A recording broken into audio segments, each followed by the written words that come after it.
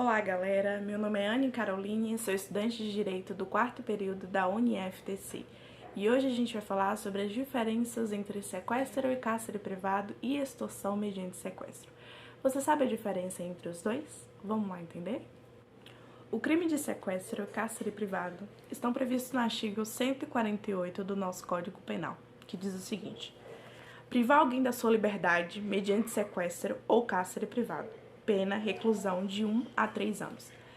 Lembrando que essa pena só se aplica àqueles casos que o único e exclusivo desejo do agente é de privar a liberdade da vítima. Foi o exemplo de um caso que repercutiu bastante no nosso país, o de Eloá, que foi sequestrada e mantida em cárcere privado por Lindenberg Alves por mais de 5 dias. E a única vontade dele era apenas privar ela de sua liberdade.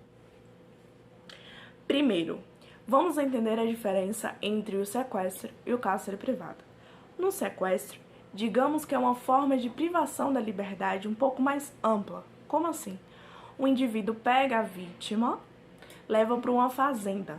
Ela vai ter como se locomover naquela fazenda, mas ela não vai ter para quem pedir ajuda, ela não vai ter como sair daquele local. Ocorreu a privação da liberdade, mas de forma mais ampla.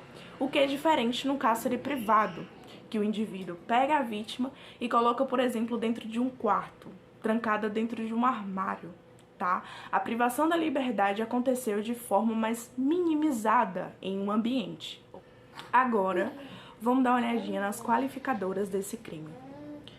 A pena é de reclusão de 2 a 5 anos quando se a vítima é ascendente, descendente, cônjuge ou companheiro do agente maior que 60 anos, se o crime é praticado mediante internação da vítima em casa de saúde ou hospital, isso acontece quando ocorre fraude para internar a pessoa, por exemplo, em um hospital psiquiátrico, certo?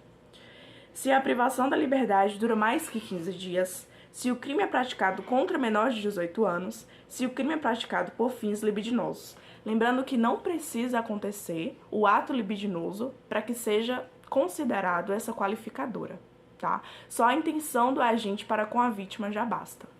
A consumação desse crime acontece a partir do primeiro ato de privação da liberdade. O sujeito ativo é qualquer pessoa maior e capaz e o sujeito passivo é qualquer pessoa.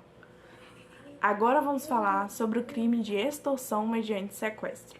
Ele está previsto no artigo 159 do nosso Código Penal e lá diz o seguinte: sequestrar a pessoa com o fim de obter para si ou para outrem qualquer vantagem como condição ou preço de resgate.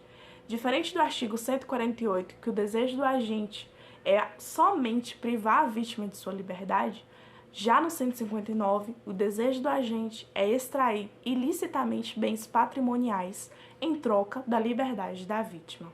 Tá aí a diferença entre o 148 e o artigo 159. Quando o artigo fala sequestrar a pessoa, não importa se a privação da liberdade foi cárcere privado ou sequestro. Para esse artigo, esses dois tipos de privação da liberdade são irrelevantes.